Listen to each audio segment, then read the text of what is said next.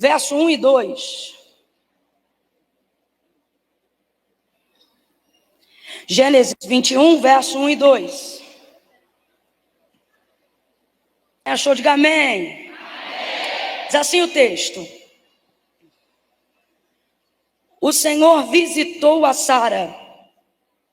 O Senhor visitou a Sara como tinha dito, e lhe fez como havia prometido.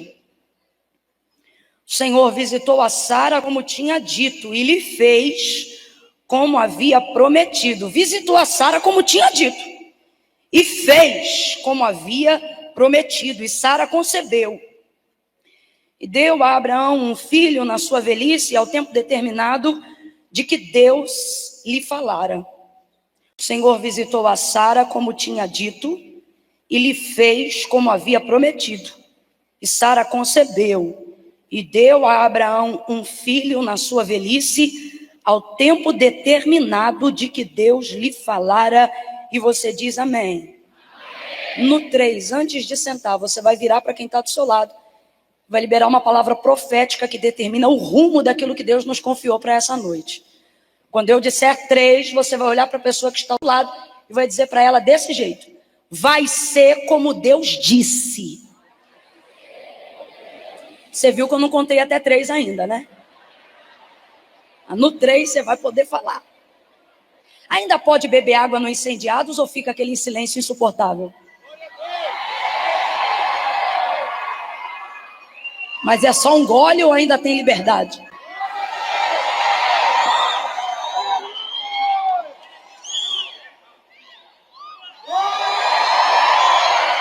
No 3, hein? Vai. Jesus, glória a Deus. Mas agora segura aí que no 3 a gente vai falar para quem está do lado, tá bom? Segura aí. No 3. Quando eu disser 3, você vai virar para quem está do seu lado e vai dizer: vai ser como Deus disse. Não é quer. Já falei agora. Vai ser como Deus disse. É 1, é 2, é 3. Libera, vai. Fala para o outro vizinho, fala para o outro. Quem acredita nisso, senta dando glória a Deus. Oh, aleluia. Glória a Deus.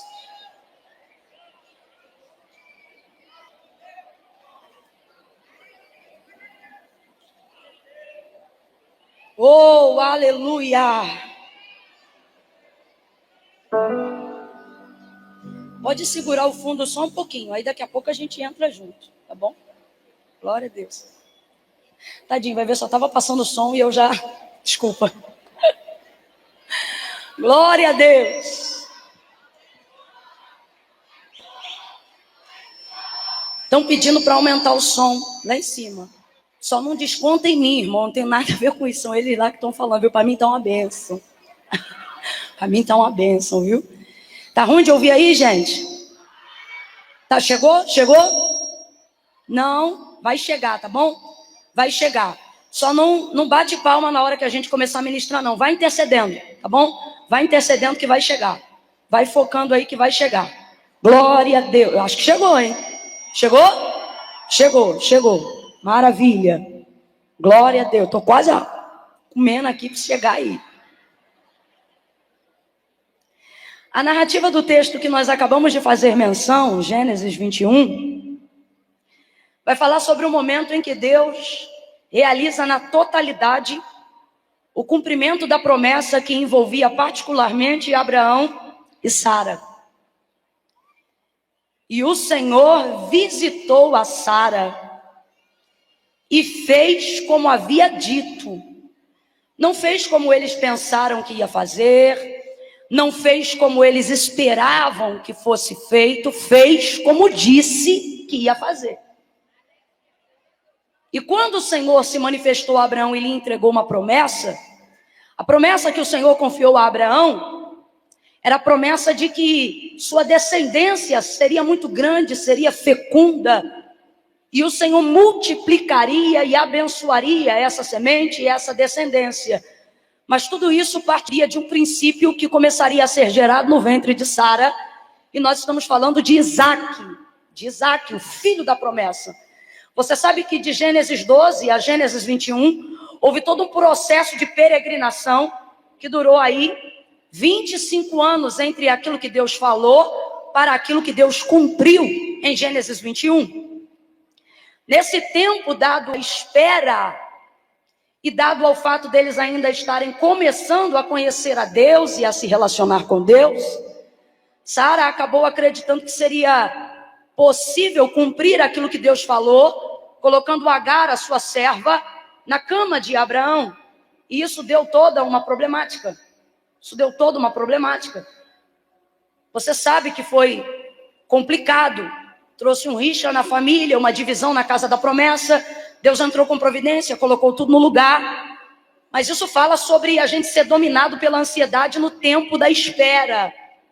Isso fala sobre a gente ser dominado ou tentado pela incredulidade no tempo da espera.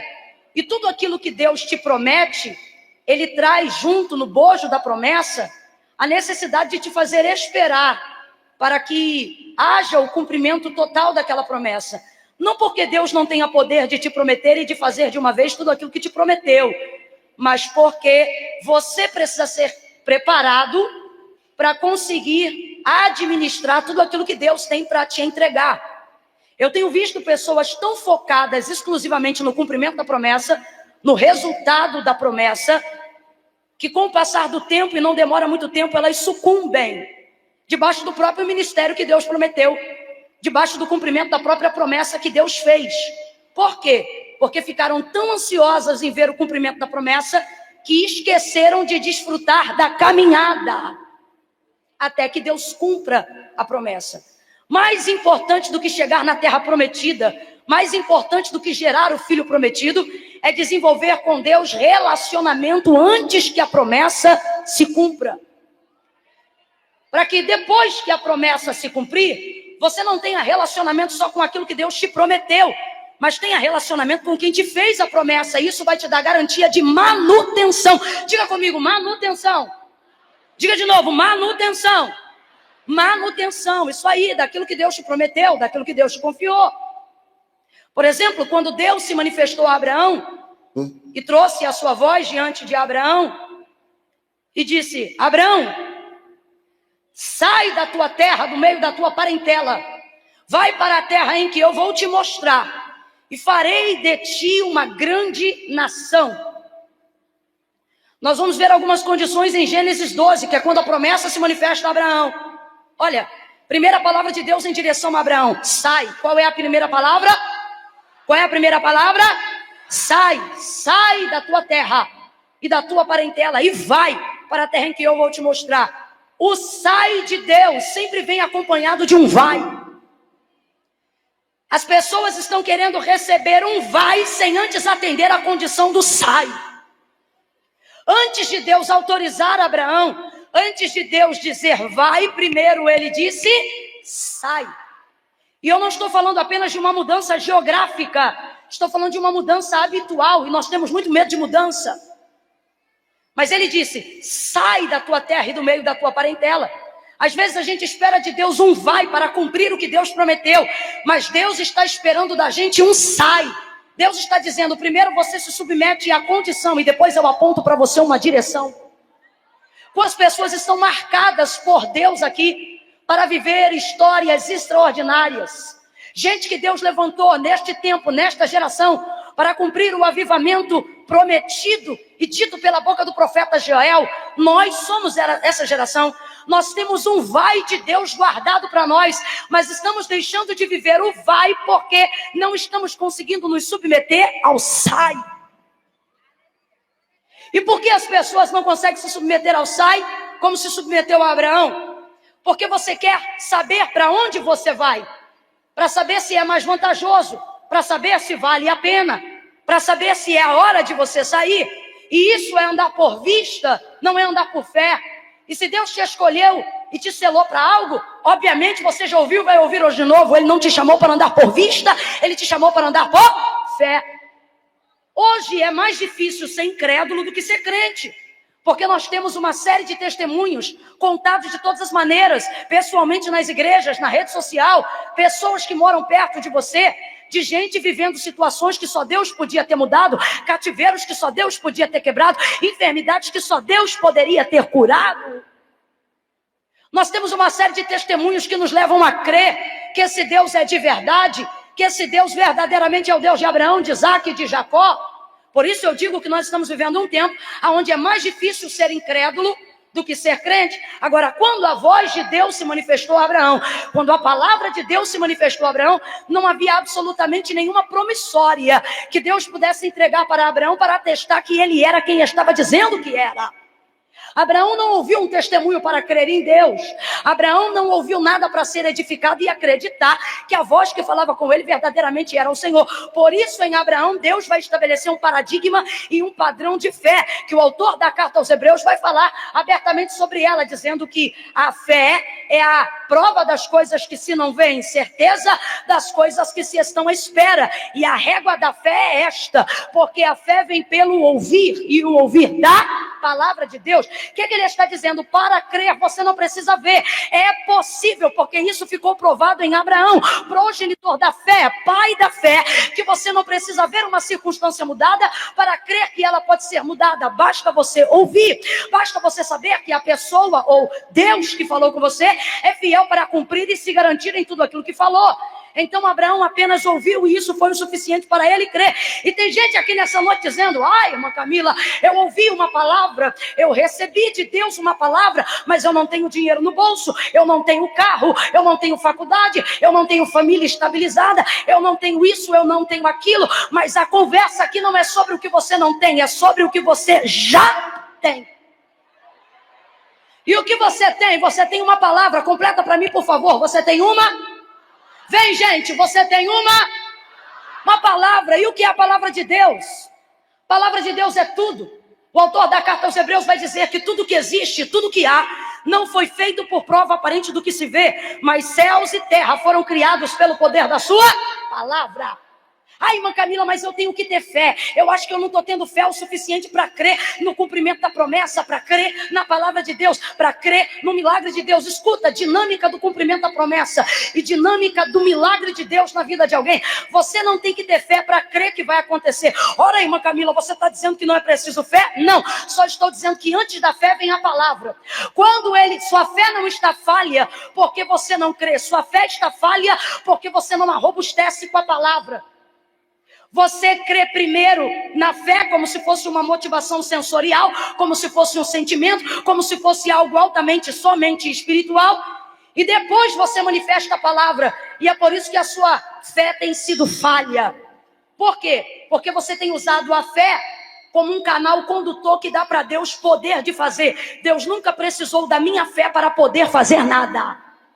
Quando ele disse haja luz, quem foi que disse eu creio? Quando ele disse haja luz, quem foi que disse eu concordo? Quando ele disse haja luz, quem foi que disse amém? Absolutamente ninguém. Quem creu no início? Então vamos para o fim. Quem crê no final acerca da palavra e da promessa do juízo? Quem não crê, verá. Quem crê, verá. Quem espera o verá, quem não o espera também verá.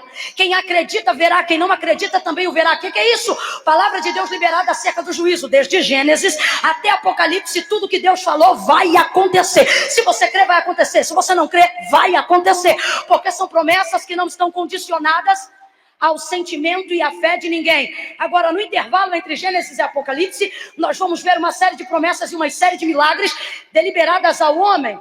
Então, se Deus é fiel para cumprir aquilo que ele falou, por que eu não estou vendo o cumprimento daquilo que Deus ainda falou? Porque na maioria das vezes, você está usando a sua fé, para dar para Deus o poder de fazer. Ah, se você crê, Deus pode. Não. Se eu não creio, Deus também pode. Então, como é que eu faço? A minha fé não dá para Deus o poder de fazer. A minha fé me dá o poder de receber o que Deus já fez. Parece simples na teoria, mas na prática não é fácil. Você pode ter fé, mas se ela não estiver sendo utilizada da maneira correta, você vai ter uma fé extraordinária que não serve para nada. Vamos lá, só para você entender a dinâmica da fé para o cumprimento da promessa e para o exercício dos milagres de Deus na nossa vida. Suponhamos que eu chego para você e contrate o melhor advogado do Brasil. O cara mais fera. O cara que constituiu um prédio de associados. Aquele que agora só transita em questões mais altas, da mais alta patente. E eu chegue para você e diga, olha, eu consegui o melhor advogado do mundo para fazer a sua cirurgia. Você vai querer? Você vai querer? Porque ele pode ser fera, mas de que me serve um advogado dentro de um centro cirúrgico? Hã? Do mesmo jeito que você, se precisar ir a juízo, ou se precisar estar diante de uma tribuna, ou ser réu em alguma circunstância ou algum processo da vida, imagine que eu chegue para você e diga, olha, eu vou lhe arrumar o cirurgião mais top, igual esse cara não tem. Ele inovou uma raiz, uma vertente da medicina. O cara descobriu, sei lá, a cura do câncer. Ele, além de médico, é um cientista. E eu vou colocar ele para te defender diante do júri. Você vai querer? Você vai querer? Porque de que valia tem um cirurgião num tribunal? De que valia tem um advogado no centro cirúrgico? Eles são potentes, eles são maravilhosos, mas se forem colocados no lugar errado, eles não têm poder algum. É a mesma coisa. Vejo uma fé muito grande na minha geração, mas que tem sido utilizada de maneira equivocada. E talvez você diga, irmã Camila, como é possível?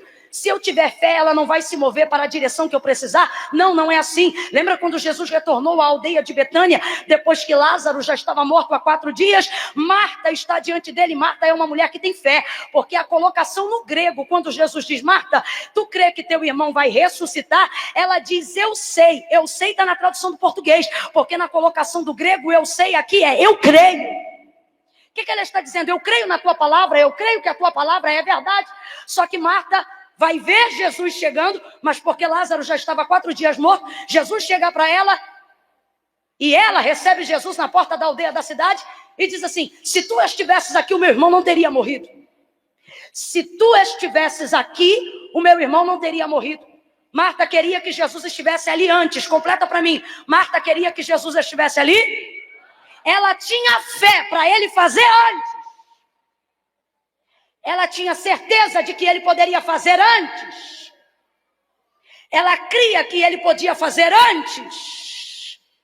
E quantas vezes a gente tem tanta fé que acredita que ela pode mudar até o passado. E a gente fica igual Marta, pegando uma fé poderosa e alojando no passado.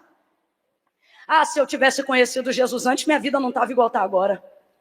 Ah, se eu tivesse casado na época. Ah, se eu tivesse conhecido Jesus antes de casar. Ah, se eu tivesse sido crente desde berço. Uma fé maravilhosa, mas uma fé que vive permeando o passado. Ah, se eu tivesse conhecido Jesus. Ah, se eu tivesse mudado de igreja naquela época. Ah, se eu tivesse conhecido fulano antes. E Jesus está diante de você dizendo, estou aqui. E você diz, ah, eu queria o Senhor antes. Antes. Porque era antes que eu desejava, era antes que eu precisava. Porque se eu conhecesse o Senhor antes, vai ver, eu já estava cantando. Se eu conhecesse o Senhor antes, vai ver, eu já estava pregando. Se eu conhecesse o Senhor antes, vai ver, eu já era empresário. Se eu conhecesse o Senhor antes, vai ver, eu já estava casado. Eu queria que o Senhor tivesse aqui, era antes. Aí Jesus, que tem o poder, e é a única pessoa que tem o poder de conjugar passado, presente e futuro. Ele poderia ter dito para Marta quando disse isso, Marta, teu irmão vai ressuscitar. Ela diz, eu sei, naquele grande dia. O que ela faz? Pega a fé do passado e joga a fé no futuro. Quem está me ouvindo, diga amém. Aí eu te pergunto, Marta tem fé ou não tem? Tem ou não tem? Marta tem tanta fé que crê no que não pode ser mudado. Marta tem tanta fé que crê onde não pode alcançar, o futuro. Vejo promessas deixando de se cumprir. Não porque não foi Deus que não falou no passado. Não porque Deus não tenha poder de cumprir no futuro. Mas porque entre passado e futuro, presente se chama você. Você tem o poder de ser o abismo entre o que Deus falou e o que Deus vai cumprir. E o poder de ser a ponte entre o que Deus falou e o que Deus vai cumprir. E a pergunta que o Espírito Santo de Deus está fazendo para nós hoje aqui é, quem é você? Ponte ou abismo? Acaba a churreba. Você está entendendo? Se eu pedisse para você aqui agora e dissesse assim, diga-me aí uma promessa que Deus te fez. Diga-me aí uma promessa que Deus te fez. Obrigatoriamente você teria que acessar uma memória do seu passado, sim ou não? Sim, obrigatoriamente. Se eu dissesse aí, me traga hoje aqui uma promessa que Deus te confiou, uma palavra que Deus te liberou, você obrigatoriamente ia ter que acessar uma memória do seu passado. Mas não teria problema fazer isso, porque as coisas que nos fazem recordar no passado do que Deus nos falou, elas não nos trazem tristeza, porque tudo que Deus fala no nosso passado sempre aponta para o nosso futuro. Maravilha, então, eu vou acessar uma memória do passado e não vou ficar triste, porque eu sei que esta memória vai me levar para o... Só que eu não sou do passado, porque o que passou eu não posso transformar. E também não sou do futuro, porque não tenho aquele carro de volta para o futuro. Tudo que eu sou e tudo que eu tenho é o presente. Quem eu sou? Eu sou o... Eu sou o... Eu tenho o... É engraçado porque passado a gente chama de passado, futuro a gente chama de futuro, mas o dom de regozijar da vida agora a gente chama de presente. Não é à toa, gente, é porque de fato e de verdade é um presente. E como é que nós temos utilizado esse tempo atual? Estamos impedindo e estamos deixando de acreditar que a palavra de Deus é o suficiente nesse tempo para que através dela nós venhamos tomar posse de tudo aquilo que Deus falou. Volte para Marta, caminhe comigo sobre fé e eu volto para Abraão. Se o Senhor estivesse aqui, meu irmão não teria morrido, passado. Aí ele traz ela para o presente. Marta, teu irmão vai ressuscitar. Ele está falando com ela de presente. Teu irmão vai ressuscitar. Ela diz, eu sei, naquele grande dia. Tira a fé do passado e joga para o futuro. O que ela não está entendendo é que Jesus pode ir no passado, Jesus pode ir no futuro, mas ela não pode. Lázaro não pode. Então Deus não trabalha comigo no que eu não posso. Deus trabalha comigo naquilo que eu posso. Deus trabalha comigo naquilo que eu tenho. Deus trabalha comigo naquilo que eu faço. Jesus olha para ela e diz, Marta, teu irmão vai ressuscitar naquele grande dia. Ele diz, não, Marta, eu sou. Aí é aqui que eu digo, ele poderia conjugar no passado e ele poderia conjugar no futuro. Jesus poderia dizer, Marta, eu fui a ressurreição e a vida. Por que ele poderia dizer isso? Porque o cordeiro está pronto antes da fundação do mundo. Quem acha que Jesus é plano B, viajou na maionese. Não veio por causa de Eva, não veio por causa de serpente. O cordeiro estava preparado antes da formação do mundo. Então, falando aqui bem rasgado, antes do haja luz já havia a cruz. O Senhor já havia... Ele já havia determinado, o cordeiro estava preparado antes. Ele poderia ter dito, Marta, eu fui, porque Deus chama aquilo que será como se já tivesse sido. É o que diz a carta aos Romanos. Então ele poderia conjugar, ele poderia ter dito, eu fui a ressurreição e a vida. Poderia, porque só vai evidenciar o que já tinha acontecido antes da eternidade começar a ser predatada. Ele poderia dizer, Marta, eu serei, porque a evidência se dará na cruz do Calvário. Então Jesus poderia conjugar a sua pessoa e a sua personalidade no futuro, tratando a evidência do Calvário e a ressurreição do futuro. Marta, eu serei a ressurreição e a vida.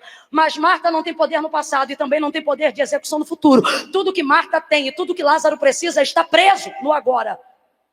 Então, podendo dizer eu fui, podendo dizer eu serei, Jesus conjuga o verbo no presente. Marta, eu sou.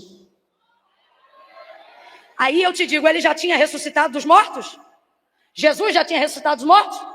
Mas eu não posso conjugar no tempo que ela não vive. Eu não posso conjugar no tempo que ela não precisa. Então ele diz para ela, Marta, eu sou a ressurreição e a vida. Se credes, verás a glória de Deus. Veja, o eu sou a ressurreição e a vida não está associado à crença de Marta. Se você crê, eu sou. Se você não crê, eu também. A diferença é que se você crê, eu continuo sendo a despeito da sua fé. Se você não crê. Mas se você crê, o que eu sou se manifestará agora. Mas Camilo, o que você está dizendo? Não adianta ter fé no passado, nem jogar a fé como cabide para o futuro. Você precisa entender que a fé que Deus te deu é para você usar agora. Vamos trocar presente por agora? A fé que Deus plantou em nós é para usarmos? É para usarmos agora. Marta, se credes, quando? Amanhã? Não, se credes, hoje, agora. Verás a glória de Deus. A minha fé não dá para Deus o poder de fazer. A minha fé me dá o poder de receber o que Deus já fez por mim. Quando eu tenho fé, eu canalizo o endereço do céu para minha casa. Eu digo, é aqui. Sou eu que creio, é comigo. Verso 31 do capítulo 1 do livro do Gênesis, vai dizer que quando Deus terminou o céu e a terra, tudo que existe, tudo que há, Ele terminou dizendo assim: eu tenho vos dado tudo. Eu tenho vos dado, me apresente um milagre entre Antigo e Novo Testamento, realizado pelos profetas, ou realizado por Jesus, que Deus tenha trazido à existência o que não existia. Não como no Gênesis. Deus usou matéria-prima já existente em todos os episódios depois de Gênesis capítulo 1. Deus está dizendo: eu não trabalho com o que não existe, eu só trabalho com aquilo que existe. Declara-me o que tens em casa, disse Eliseu antes de provocar o milagre na casa da viúva. Tua serva não tem nada, se não tem nada não vai acontecer? Deus não trabalha com nada porque Ele já vos deu? Ah, eu tenho uma botija de azeite, eu tenho um pouco de azeite, maravilha, já tenho o suficiente. Porque não é sobre ter muito ou sobre ter pouco, é sobre ter consciência do que se tem. Não é sobre cantar muito ou cantar pouco, não é sobre pregar muito ou pregar pouco, não é sobre ser famoso ou ser importante, é sobre saber a utilidade daquilo que você tem.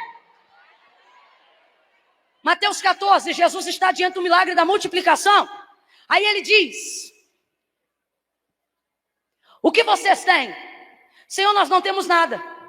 Senão um rapaz que deixou aqui 5 pães e 2 peixes, 7, número de plenitude, número de contentamento, número de satisfação. Filipe oferece e ele diz assim: tudo que temos são 5 pães e 2 peixes. Mas que é isso para toda esta multidão? Mais de 5.000, sem contar mulheres e crianças. Veja, ele oferece o que tem, mas já oferece com vergonha. Eu tenho 5 pães e 2 peixes, mas que é isso? É a gente com vergonha do que a gente tem. Eu prego, mas não prego assim. Eu canto, mas não canto assim. Eu faço, mas não faço desse jeito. Eu adoro, mas não tenho essa voz. Eu oro, mas não é igual a fulano. E com isso você vai aquilo que você tem, esquecendo-se que se você tem é porque Deus te deu, porque o homem não tem coisa alguma se do céu não lhe for dada. E aí você despreza o que tem, porque você só consegue olhar para o que você não tem, mas não há absolutamente no Antigo Testamento e nem no Novo Testamento nenhum milagre ou cumprimento de promessa que tenha sido provocado pela existência do nada. É até bonito cantarmos canções e dizermos que Deus traz à existência aquilo que não existe, mas a verdade teológica é que isto foi cessado no livro do Gênesis, quando o texto termina com Deus dizendo a Moisés: eu tenho vos dado tudo, de lá para cá, até a criação da mulher, foi através de matéria-prima já existente. É osso, é barro, é lodo, é lama, é peixe, é rede, é pouco, é muito, mas é o que tem. É com o que tem. Olha para alguém e diga: é com o que tem. Ficou ridículo, vou te dar mais uma chance. Diga: é com o que tem. Aí ele pergunta: filhos, o que vocês têm na multiplicação dos pães e dos peixes? Ah, a gente só tem 5 pães e 2 peixes, mas que é isso para toda essa gente? Não tenha vergonha do que você tem. Aí ele diz assim: traze-me aqui. Pegou Jesus os 5 pães e os 2 peixes, e o texto diz que ele rendeu graças ao Pai pelos 5 pães e os 2 peixes. Me mostre na Bíblia quando foi que Jesus agradeceu por um milagre realizado. Quando foi? Nunca. Porque ele nunca agradece pelo que o Pai faz depois, ele agradece pelo que tem nas mãos. Ele não disse: obrigado por esses mais de 5.000 pedaços, mas quando pegou 5 pães e 2 peixes, ele disse: obrigado por esses 5 pães e esses 2 peixes. Pai, eu te dou graças. Eu te dou graças. Deus fez a promessa para você, e Ele vai usar o que você tem. Não importa se o que você tem você não considera muito ou não considera bastante. Ele está dizendo: eu não te fiz a promessa baseada no que você é, eu te fiz a promessa baseada em quem eu sou. E em como eu tenho o poder de me manifestar em cima do que você tem. Em cima do que você tem. O que você tem diante de Deus para esse ano? Quais são os projetos do seu coração para antes de dezembro de 2019? Talvez você diga: é pouco, é pequeno, e o Senhor está dizendo: eu não quero saber de quantidade, eu quero saber o quão disposto você está a oferecer.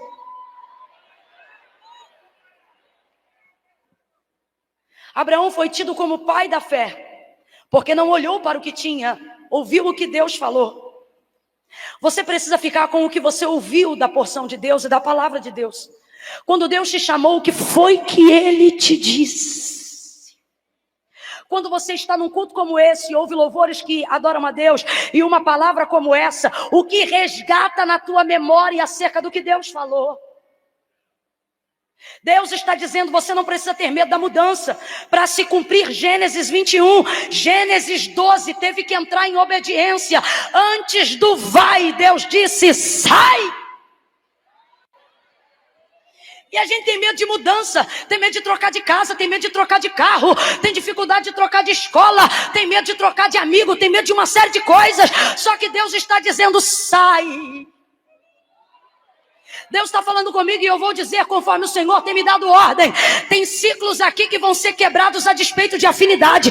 Quando Deus te confia uma promessa, uma das coisas que Ele vai te mostrar é que reino de Deus não é pessoal. Não confunda o seu chamado com o seu sonho. Há um pequeno equívoco na minha geração e falo em meu nome, porque vez ou outra eu escorregava nele. A gente acha que quem tem promessa automaticamente vive em função de um sonho, quando quem tem uma promessa vive em função de cumprir um propósito. É bem verdade que antes da promessa se cumprir, Deus realiza uma série de coisas que estão no nosso coração, mas a gente não pode permitir que o chamado, que a promessa se torne um sonho. Por quê? Porque eu sonho coisas e os projetos que Deus tem para mim não dizem respeito ao meu nome, não dizem respeito a quem eu sou, dizem respeito a quem Ele é, dizem respeito ao seu reino, dizem respeito à humanidade, dizem respeito ao coletivo e não ao individual. É claro que você, quando se encontra dentro da chamada, dentro da promessa, você percebe que tudo aquilo que você achava que era grande não se compara ao tamanho da utilidade que Deus te confiou no reino dele. E você começa a viver aquilo ali, os planos de Deus para a sua vida, e percebe que eles são mais altos que os seus. Agora, para que isso aconteça, Deus te trouxe hoje aqui para te dar uma ordem diretiva. E Ele está dizendo, antes do vai, você tem que se submeter à condição do sai.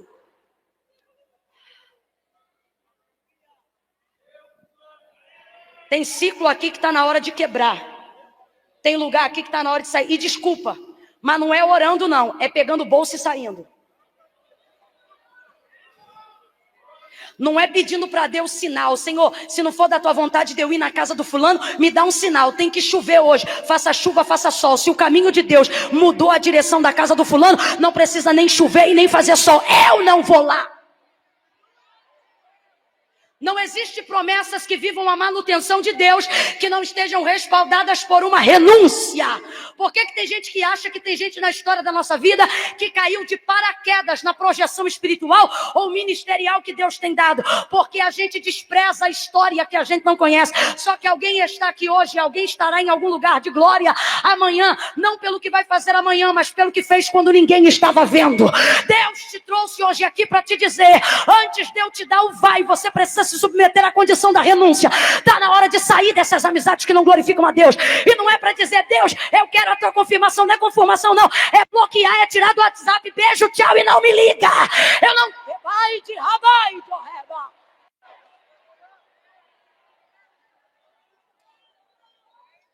Vou falar rasgado. Tem gente aqui que está querendo se envolver com alguém para casar, para dar resposta para a sociedade. Sociedade não paga tuas contas. Sociedade não mora contigo dentro de quarto com porta fechada. Sociedade não controla as crises e dores do seu coração. Ai, irmã Camila, mas se eu perder ele? Ai, irmã Camila, se eu perder ela? Ai, como é que eu vou conseguir outro? E Deus está dizendo que a gente não é gancho para ficar agarrado a ninguém. Ele está dizendo, confia em mim. Derramai de caiu. Eu vou falar rasgado. Tem relacionamento aqui que já está com a aliança no dedo direito e Deus está dizendo, se quiser o vai ter que sair.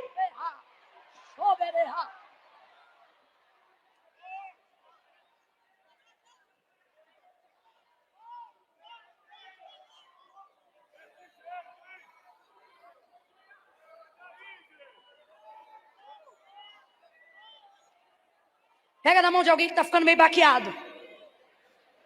Pega com vontade. Faz só porque eu estou pedindo não, irmão. Faz porque você é um vaso de Deus. Pega na mão dessa pessoa, sacode ela até ela entender que não está sentado nessa cadeira para descansar. Está sentado para ser confrontado, para ser avivado, para ser renovado. Quer descansar, vai sentar em casa. Quer descansar, vai ver televisão. Desliga esse celular e se liga naquilo que Deus está te falando. Sacode essa pessoa e diga: Deus. Sacode ela mesmo e diga: Deus, tem para ti um vai. Diga: tem um vai de Deus para você. E um sai. Antes do vai, sacode ela e diga: sai logo, sai logo e vai abraçar tudo que Deus tem para você. Nada que você renuncia se compara ao que Deus tem para você. Sai logo, minha filha, sai logo desse grupo ritualístico, sai logo desse satanismo, sai logo desse envolvimento com as obras das trevas. Sai logo, sai, que você vai viver o vai.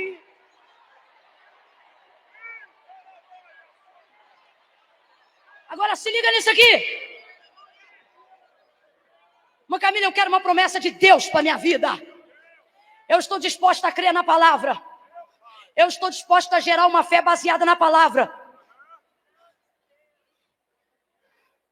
Irmã Camila, eu quero vai. Mano, tem gente que a gente conhece, irmão, que não tem explicação para a pessoa ter tantos anos de ministério, tanto fruto, tanta vida. É Deus que bota a mão na cabeça do sujeito e diz: vai. É profícuo, é abundante, é crescente. É como a vereda do justo, vai brilhando cada dia mais. Tem coisa que me irrita em colocação ministerial. Às vezes Deus está te usando e naquele tempo há uma projeção em cima do que Deus te confiou, em cima do que Deus falou. Aí de vez em quando vem um inimigo e bate a mão no teu ombrinho e diz assim: aproveita esse momento. Que momento, rapaz? Você acha que eu larguei o que eu larguei para viver o momento? Tu não sabe de onde eu saí. Não fala comigo de um momento, não.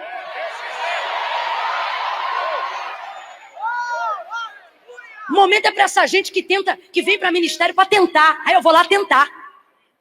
Vou lá tentar porque eu não consegui emprego. Isso aqui não é cabide para desempregado, não.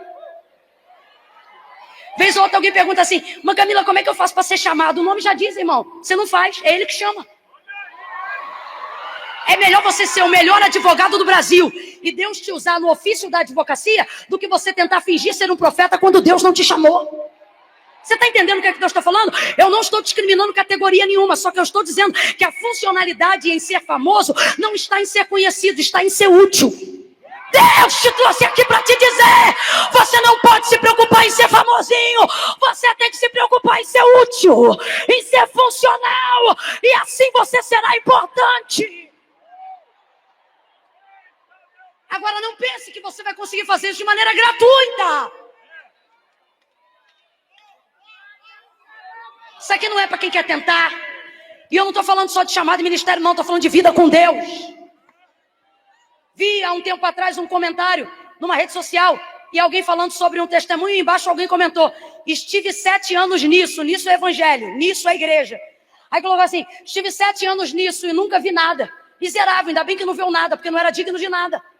Não conseguiu compreender a graça. O que ele está querendo dizer? Fui lá para receber, fui lá para tentar, fui lá para ver se a porta abria. Quer ver se a porta abre? Acorda 3 horas da manhã e vai distribuir currículo antes das 6. Quer ver se a porta abre? Vai capinar um quintal, vai trabalhar. Deus está te chamando para te confiar uma promessa. Deus não quer apenas o resultado. Deus quer desenvolver com você um relacionamento. Só que será impossível acreditar no vai sem antes se condicionar ao... Não sou eu que vou dizer, é o Espírito Santo que convence o homem do pecado, da justiça e do juízo, que está aqui dizendo para você sobre grupos, sobre pessoas e até lugares, que ele está dizendo: eu já te mandei sair de lá.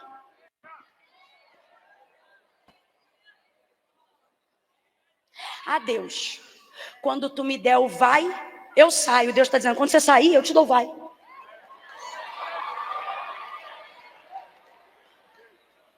Não confunda a hierarquia. Deus é tão bom que até o filho ele deu, mas a glória ele não divide com ninguém. Sai. Logo em seguida, direção. Vai. Vai para a terra em que eu vou te mostrar. Já que você saiu, toma o vai. Abraão, sai. E vai para a terra em que eu vou te mostrar. Deus disse qual era a terra? Deus disse aonde era a terra? Deu o GPS da localização da terra? Sabe por quê? Deus não está chamando Abraão para ver Canaã, Deus está chamando Abraão para andar com ele.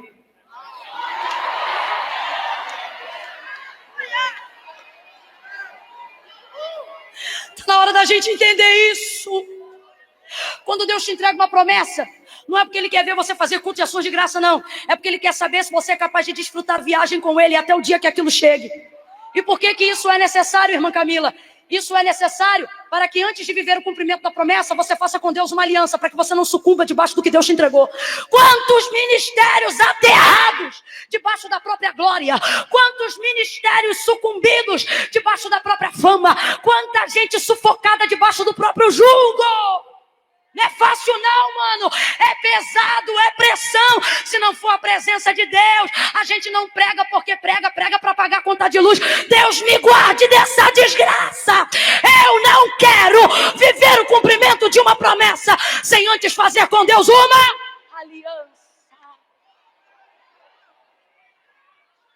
Se Deus dizer Canaã, traça o mapa, faz a rota e ele chega. Mas não. Abraão, você vai ser peregrino. Por quê? Precisa desenvolver relacionamento comigo. E por quê? Porque a promessa que eu te confiei é tão grande que não cabe na tua casa. Se você for sustentar sozinho, vai cair em cima de você. Você não fica pensando que porque tem presença de Deus, irmão, só vai dar certo. Você tem que saber andar com Deus. Você não pode tratar Deus como um objeto. Não pode tratar Deus como uma palavra, um jargão. Por costume de que a arca da aliança trazia vitória a Israel, Ofni e Finéias, filhos do sacerdote Eli naqueles dias, no tempo que Deus levantou a Samuel, levantaram e estavam em batalha, mas a casa estava perdida. Quando a lamparina do templo se apagava, entre as recâmaras do sacerdócio se cometia todo tipo de adultério, sodomia e prostituição. Aí a guerra estourou, os filhos de Israel estão lutando, mas não estão prevalecendo contra o inimigo. Aí os filhos de Eli dizem, trazem a arca. Porque quem traz a arca traz a presença, né?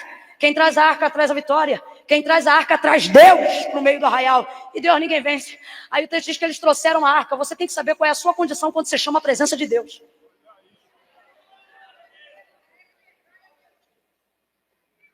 Porque naquele dia a arca não deu vitória a Israel, mas lhes fez refém. Porque eu não uso Deus, é Deus que me usa. Não é Ele que se condiciona ao meu formato, sou eu que desejo entender qual é o formato que Ele quer que eu me condicione. Deus vai dar uma direção completa para mim, Deus vai dar uma. Meu irmão, quem tem promessa tem direção, tem um foco. Um dia você quer cantar, outro dia você quer pregar. Um dia você quer essa igreja, outro dia você quer outra. Tem que ter direção, irmão. A palavra de Deus é o suficiente para que nós tenhamos direção. Vai, entregou para ele o vai. Só que veja, Deus diz assim em Gênesis 12, sai da tua terra, da tua parentela, da casa de teu pai, vai para a terra em que eu vou te mostrar, farei de ti uma grande nação, te abençoarei, engrandecerei o teu nome, tu serás uma bênção.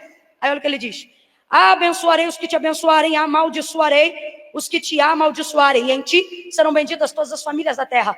Deus está dizendo, Abraão, a condição é sai, a direção é vai, a promessa é multiplicação. Mas a aliança é pessoal. Deus está se aliançando com Abraão. Esse negócio de abençoarei os que te abençoarem e amaldiçoarei os que te amaldiçoarem é Deus dizendo, quem pegou para você, pegou para mim. Quem não gostar de você, não precisa gostar de mim. E nego fica louco quando a gente ministra esse tipo de coisa. Porque eles querem ministrar que Deus ama a todos. E ama, porque a salvação é igualitária para todos. Mas relacionamento depende de dedicação. Deus quer desenvolver com Abraão relacionamento, e relacionamento demanda tempo. Completa para mim, gente, relacionamento demanda? Relacionamento demanda? Você quer ter poder de Deus, mas está esperando ter vontade de orar. Você acha que Billy Graham foi Billy Graham porque esperava ter vontade de orar para orar? Você precisa desenvolver uma vida de disciplina espiritual. Por quê? Porque tem dia que você vai ter vontade, quando você não tiver vontade, a disciplina vai te obrigar a fazer o que é certo. Eu acho incrível. De vez em quando tem alguém que não quer vir para a igreja. Aí liga para o fulano. Aí fala para ele que eu não me senti muito bem, mas segunda-feira vai trabalhar. Não interessa se está com TPM, se está com dor de cabeça, se está arrebentado. Por quê? Porque ele entende que a disciplina não é sentimento. Quando você levar as coisas do reino de Deus com a mesma seriedade, você vai entender que não muda muito a nível de disciplina. Você não pode esperar ter vontade de orar. Como é que você faz? Você ora sem vontade. E quantas vezes a gente já orou sem vontade e enquanto orava a vontade veio? Quantas vezes eu já tomei banho, meu irmão? Botei o pijama e fui orar. Pensei assim, vou orar rapidinho, um Pai Nosso, tá bom. Daqui a pouco entrou num mover tão grande que eu tive que levantar, trocar de roupa e tomar outro banho, porque pinguei no mover da oração. Irmã Camila, é todo dia, não é não. Tem dia que a gente ora. E a gente diz, Senhor, será que o Senhor está aí? Você não tem nenhuma manifestação, mas é disciplina. É disciplina. Entregou a ele a promessa, mas fez questão de fazer com ele uma aliança para desenvolver relacionamento antes do cumprimento da promessa. Quando você olha de Gênesis 12 até a metade da história, você vai ver Deus chamando Abraão de servo. Deus está chamando Abraão de servo. De Gênesis 21 para frente, Deus se refere a Abraão como amigo. Não. No início ele diz Abraão, meu servo. No final ele diz Abraão, meu. Aí você diz, irmã Camila, mas ser servo já não é bom? É bom, mas ser amigo? No ministério, na vida com Deus, a gente não trabalha, a gente não vive, a gente não ora, a gente não busca Deus e a presença de Deus só para ser servo. Servo é a condição de quem acabou de chegar. 3 anos e meio, Jesus investindo no ministério dos 12. Jesus se ira com eles em alguns momentos. Geração incrédula, vocês não aguentam nada. Leva eles para orar, daqui a pouco está dormindo, acorda eles 3 vezes. Os cabras estão devagar. Dentro do barco ele diz, até quando vocês me terão com vocês? Jesus está um pouco indignado, mas continua investindo, continua ministrando, continua abençoando e divide com eles o reino e diz, vós sois os que tendes permanecido comigo nas minhas tribulações. Como o Pai me deu um reino, eu estou entregando a vós. Tinha gente melhor do que o bipolar do João? Tinha gente melhor do que o sanguíneo do Pedro? Tinha, mas as pessoas que estavam desenvolvendo relacionamento com Jesus, era o João que foi com ele até o Calvário, era o Pedro que negou, mas no dia que morreu, pediu para virar a cruz de cabeça para baixo, porque não se achou digno de morrer a morte do seu Senhor. Mas Camila, o que você está dizendo? São pessoas imperfeitas, são pessoas falhas, mas que decidiram desenvolver com Deus relacionamento. Aí você vê no início, para tu ver que loucura, o reino puro, o reino santo, a manifestação do poder de Deus. Jesus acabou de celebrar a última ceia. O texto diz que quando a ceia acaba, o pau quebra. Rapaz, ceia é o culto mais solene da igreja, sim ou não? Em memória de mim. Quem é que tem uma roupa mais bonita para ir na ceia? Não tem, não? Nem parece a Assembleia de Deus, então. Eu sou de uma época, meu irmão, que você tinha aquela roupa direto. Mas quando era dia de ceia, você ia para a mesma igreja, para o mesmo culto. Mas alguém dizia, você está bonito, vai para onde? Vou para a igreja, mas por que está arrumado assim? Ora, é ceia. Era assim. Uma ceia solene, memória de mim. Agora tu imagine, se uma ceia ministrada por homem já é extraordinária, imagine uma ceia onde o homenageado está presente. Imagine uma ceia onde ele é o pão, ele parte o pão e ele diz, quem come desse pão tem parte no meu corpo. Ele pega o vinho, ele celebra a nova aliança através do cálice. Aí ele, daqui a menos de meia hora, ele vai ser arrebentado para ser levado ao Calvário. Mas o texto diz que ao findar daquele momento, Jesus cantou um hino. Imagine um culto onde ele é o pastor, onde ele é o sumo sacerdote, onde ele é o ministro de louvor. Se por muito menos, quando Deus se manifesta na vida dos homens, tem gente que já cai arrebatada de um lado para o outro. Imagine um culto onde Jesus ceia, onde Jesus parte o pão. E talvez você diga, irmã Camila, o que tem ele partir o pão? Pergunta para os discípulos no caminho de Emaús, que diz que quando ele partiu o pão, percebeu, era ele, o nosso coração queimava, enquanto ele falava. Aí termina a ceia, Jesus canta. Ai, Jesus, imagina um culto onde Jesus canta. Imagina a divulgação desse culto, irmã Tereza. E aí, aonde é o culto hoje? Lá na casa. E é o que? É ceia? É ceia. Quem vai pregar? Jesus. Beleza, e quem vai cantar? Rapaz, ele vai ministrar o louvor hoje também. Quem perde esse culto, gente? Aí você diz, tudo extraordinário. Mas os cabras eram tão ruins assim como a gente, que o texto diz que quando acaba a ceia, Jesus canta, forte discussão. Sabe o que é isso? Veia do pescoço levantou, cara ficou vermelha, teve grito, debate, bate-boca. Agora você vai ficar chocado com a discussão. Sabe qual era a discussão? Quem seria o maior no meio deles? Sabe por que a discussão? Porque Jesus usou a oportunidade de ceia para dizer que ia ser entregue. Então, de vez de chorar a entrega de Jesus, vamos discutir quem vai ocupar logo o seu lugar. Eu tenho medo de gente que pensa logo na substituição da cadeira sem antes chorar a cadeira vazia. Toda cadeira vazia merece ser chorada antes de ser reposta. É por isso que o pau canta. É por isso que tem culto que fica pior do que briga de camelô. Porque de vez de chorar a ausência de quem vai se ausentar, a gente quer logo recuperar para saber quem vai sentar. Aí Jesus acaba com a discussão e diz: vocês querem saber quem é o maior? Estando entre vós, quem foi o maior? Eu? Sim, o Senhor. E estando entre vós, eu sentei ou vos servi enquanto vocês estavam sentados? O Senhor serviu. Então, maravilha. Quer ser o maior? Levanta da cadeira e começa a servir ao menor.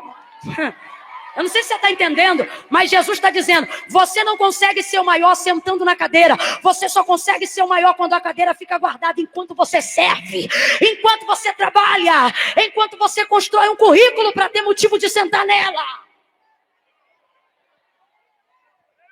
Acabou com a discussão. Acabou com a discussão. Aí sabe o que eu vejo? Os caras conseguiram brigar depois da ceia. Jesus vira para Pedro e diz assim: Simão, Simão, Satanás. Mano, saiu da ceia, já está falando de Satanás. Para tu ver como é que a coisa era crítica. Satanás te pediu para se andar como trigo, mas eu roguei ao Pai por ti. Jesus está dizendo: Simão, tu não está pronto, como trigo você é novo, e todo trigo novo parece com joio. Mas eu roguei ao Pai por ti, porque novo você me dá trabalho, mas maduro vai me dar resultado.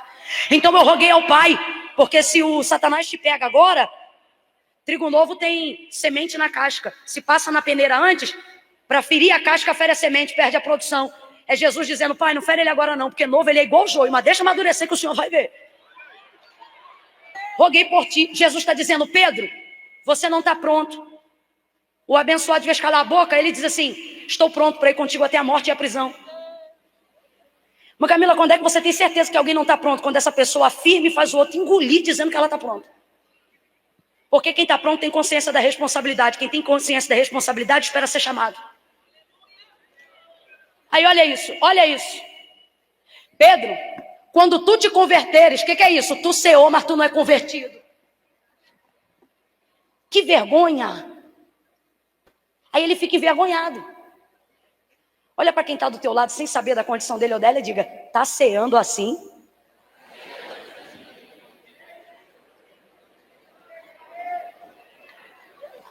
O nosso autoexame é falho. E como o exame é autopessoal, ele diz: quando tu te converteres.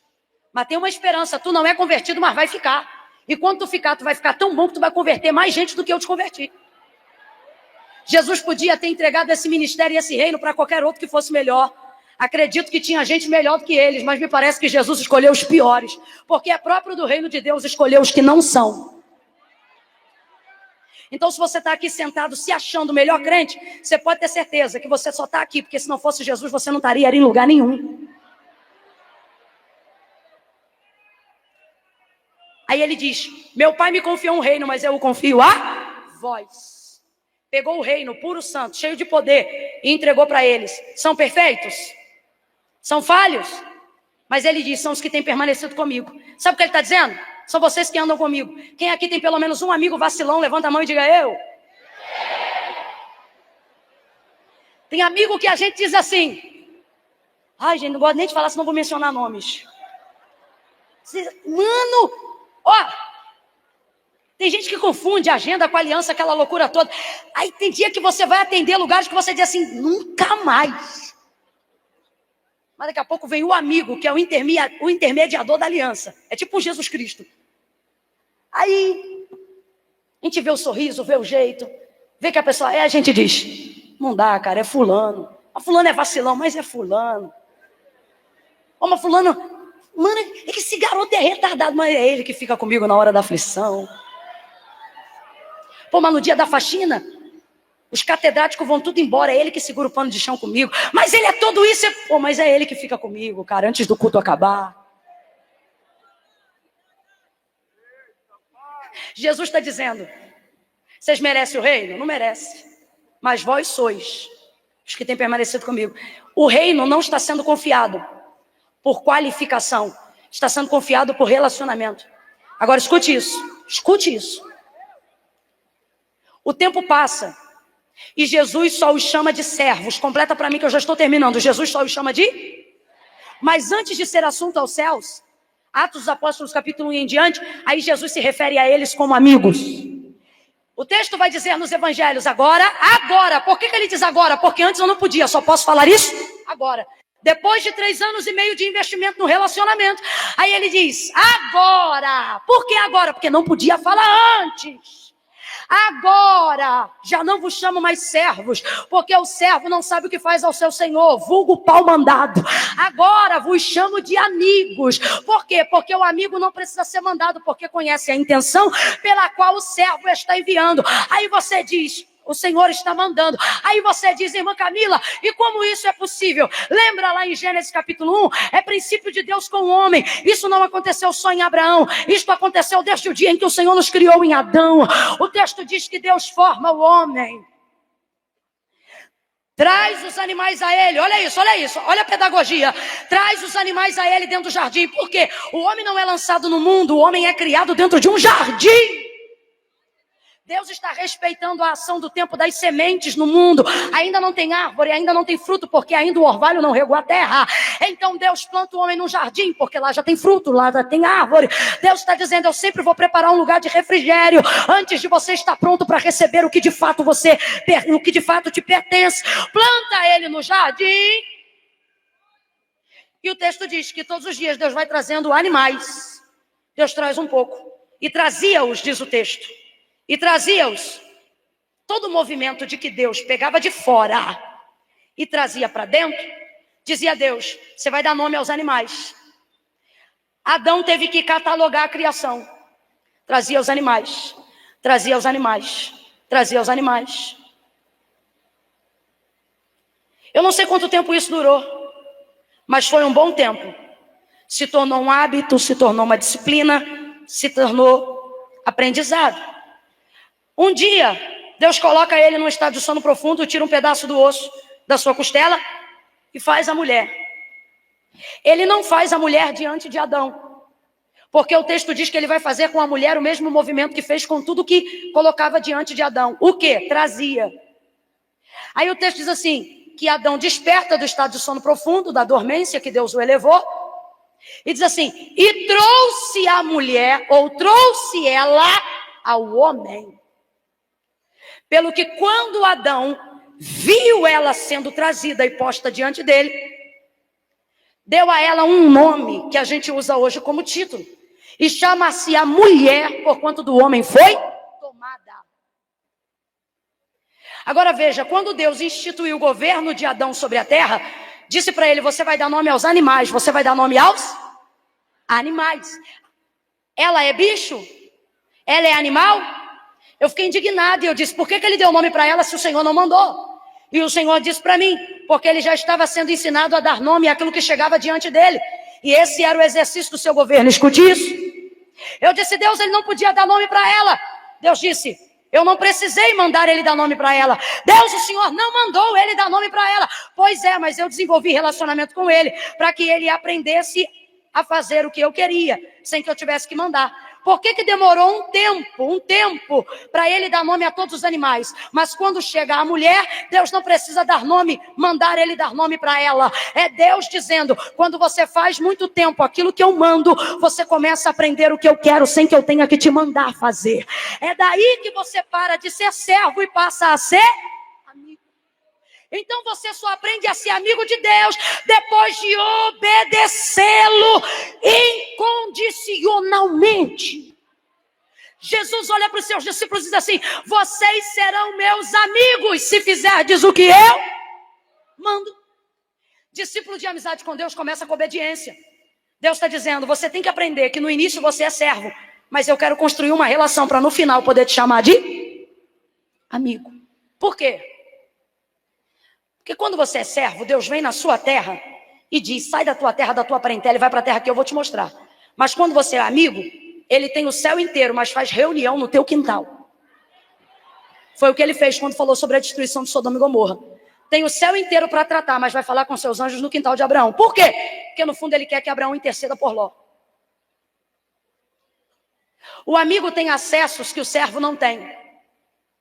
O amigo tem poderes que não é dado aos servos. Só que você só pode ser amigo depois que você conseguir ser. Deus deu a Abraão um vai. Vai é direção. Direção precisa estar sujeita à obediência. Deus está dizendo: me obedeça incondicionalmente. Quantas vezes Deus te toma aí na tua cadeira e diz assim: sai do teu lugar e abraça fulano.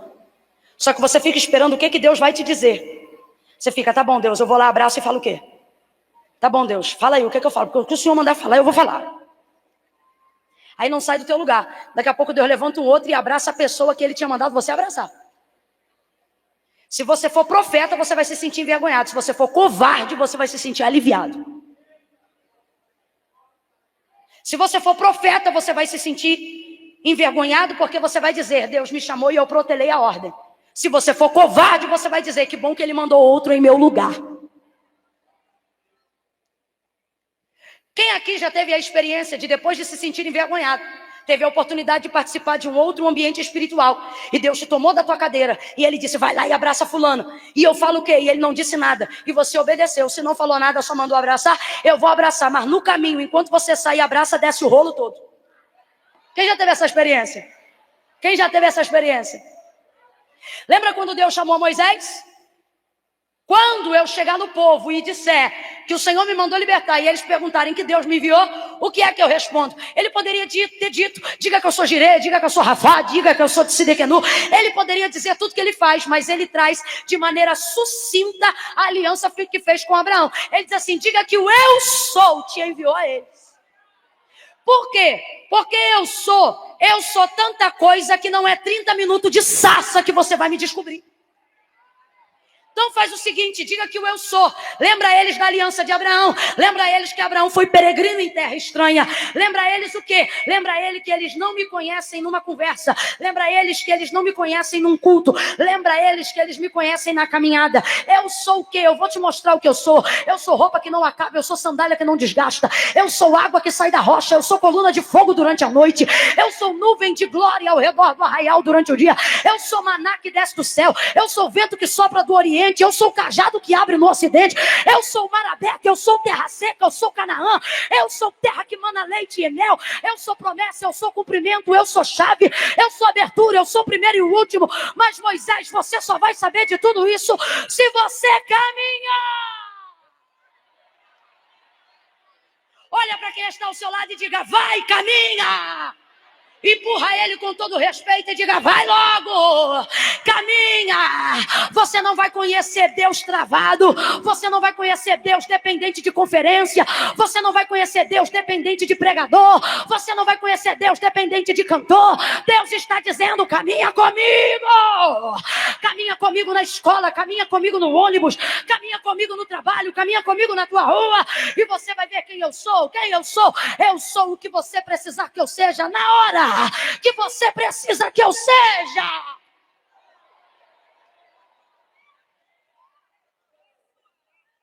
Deus está dizendo: antes de Canaã você tem que aproveitar a viagem.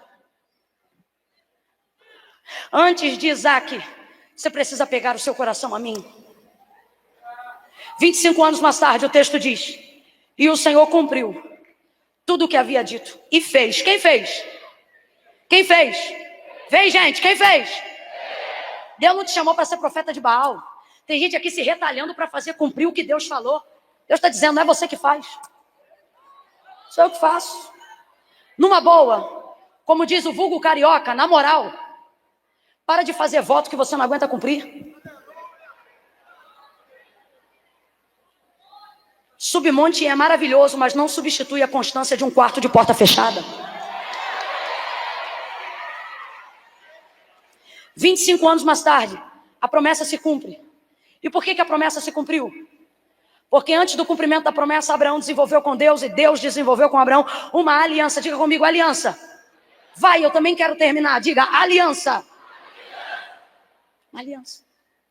Lembra de Eliseu quando entrou na casa da mulher que não tinha filho, sunamita? Quase 15 anos de convivência. Quantos anos? Aí ele promete um filho para ela. Aí ela tem um filho. Cumpriu a promessa ou não cumpriu? Eliseu disse: no tempo determinado, tu darás à luz a um filho. E ela teve um filho, sim ou não? Com aproximadamente 12 anos de idade, o menino morreu. Que responsabilidade Eliseu tem sobre a morte do menino? Nenhuma. Eliseu disse que o menino ia nascer, nasceu. Disse que o menino ia viver, viveu. E para morrer, basta estar. Então ele não tem responsabilidade nenhuma. Mas o que ela faz? Vai para o Monte Carmelo porque sabe onde ele está. Quem tem relacionamento sabe aonde alguém está. Vai lá. Te pediu algum filho? Não. Eliseu diz assim, leva meu bordão, fala para Geazi. Ela olha para Eliseu e diz assim, vive a tua alma, que ou tu desce comigo ou não desce você. Volta Geazi com o bordão na mão, não aconteceu nada. O céu ficou fechado naquele dia. A visão de Eliseu é aberta o tempo todo, mas no dia da morte do filho da sunamita, o céu, Deus vai deixar você se desembaraçar com teus relacionamentos. Deus não se mete nos seus e não quer que ninguém se meta no seu com dele. O céu fechou, ele vai para a casa dela e ressuscita o menino. Agora eu te pergunto, ele tinha obrigação? Mas por que ressuscitou um menino? Porque já era mais de 15 anos de aliança, mais de 15 anos de amizade. Comeu tempo demais naquela casa. Teve um quarto personalizado para ele. Deus está dizendo, eu não sou um amante que vou te fazer um filho e vou embora. Você desculpa falar rasgado, mas a gente precisa ouvir do jeito que as coisas estão acontecendo. Deus está restaurando hoje a paternidade dele sobre a vida de alguém. E está dizendo, eu não sou como o pai que tua mãe disse que teve sobre você, que foi embora, que te vê uma vez por ano, que te trata como parente distante. Deus está dizendo, eu sou pai dos órfãos, juiz das viúvas. Eu tenho responsabilidade sobre a vida de quem eu cativo. Quem vai fazer isso aqui é Deus, não precisa de H, não precisa de ninguém. Quem vai fazer isso é Deus. Quem vai fazer isso é Deus que vai se encarregar de abrir as portas que te prometeu. É Deus que vai se encarregar de fazer aquilo que só Ele pode fazer na sua vida. Agora, até que isso aconteça, não se preocupe tanto com o cumprimento, se preocupe com o desenvolvimento da ali. Porque quando se cumprir, você vai precisar da manutenção àquilo que Deus fez. Sara anda pela casa de um lado para o outro em Gênesis 21, e ela diz assim, quem diria a Abraão que Deus daria um filho? Aí o texto diz assim, e disse mais, quem diria a Abraão que Sara daria leite? Sabe o que ele está dizendo? Eu esperava o filho, mas não esperava a maternidade. Perdão, a amamentação. Deus está dizendo, quando eu te fizer uma promessa, eu vou trazer estabilidade na promessa. Quando eu te fizer uma promessa, eu vou te trazer manutenção. Falando num exemplo bem pequeno, Deus não vai te dar uma casa com piscina sem te dar o piscineiro. Deus não vai te dar um carro sem te dar o dinheiro para botar combustível. Deus não vai te dar uma casa sem te dar condições de pintar ela todo ano. Deus não vai te dar uma estrutura pela qual você não possa suportar. Deus está dizendo, não preocupe-se com o que eu prometi. Não se preocupe-se com o cumprimento do que eu vou fazer. Você não vai sucumbir debaixo da própria unção. Você não vai sucumbir debaixo do próprio ministério. Você não vai sucumbir debaixo da expectativa que as pessoas colocam para você. Deus está dizendo, eu sou o Senhor que te dei o Isaac e vou te dar o leite. Eu vou trazer manutenção. Aquilo que eu te confiei. Durante esse tempo, Abraão peregrina. Antes desse dia, Abraão peregrina. Por que peregrina? Para desenvolver relacionamento. Por que essa porta ainda não foi aberta? Para desenvolver relacionamento. Por que Deus ainda não cumpriu tudo? Porque antes da promessa você precisa desenvolver com Deus relacionamento. Por que o povo peregrinou até entrar em Canaã, terra que Deus prometeu a Abraão? Porque Deus queria que antes de entrassem na terra, eles estivessem com Deus um relacionamento. Só conseguiu fazer isso a geração de Josué e de Caleb. Agora responda para mim, gente. Canaã é muito bom, sim ou não? Mana, leite e mel, sim ou não? Mas Canaã tem mar aberto? Em Canaã a gente vê maná cair do céu? Em Canaã a gente vê água brotar da rocha? Em Canaã tem nuvem de glória? Em Canaã tem trovão no Sinai? Em Canaã tem coluna de fogo? Em Canaã tem nuvem no meio? Canaã é muito bom. Mas a experiência de quem vai entrar em Canaã não acontece em Canaã, acontece antes de Canaã. Eu imagino Caleb entrando e dizendo, Josué, me dá minha terra, sentando em cima de uma cadeira de balanço, olhando para os seus netos e dizendo, senta aí que eu vou dizer como é que Deus abre mar. Sabe por quê, irmão? Entrar na terra da promessa é bom. Mas sabe o que é melhor? Ter um testemunho para contar como é que eu cheguei lá. Entrar na terra da promessa é bom, mas sabe o que é melhor? Ter uma história para contar de por que eu estou ali. Deus está dizendo, eu não quero te dar coisas, eu quero te dar uma história. Eu não quero te dar objetos, eu quero te dar uma história. Quando Sara diz assim, o nome do meu filho se chama Isaac, e todo aquele que o ouvir se rirá comigo, ela está dizendo, Deus me deu mais do que um filho, Deus me deu um testemunho, e todo aquele que o ouvir se rirá comigo. Levanta a mão direita para o céu e diga comigo, Deus. Diga, Deus, eu não quero só uma terra. Diga, Deus, eu quero uma história. Diga, Deus, eu não quero só um filho. Deus, eu quero um testemunho. Fica de pé, porque a tua caminhada a partir de hoje vai começar a se direcionar de maneira diferente.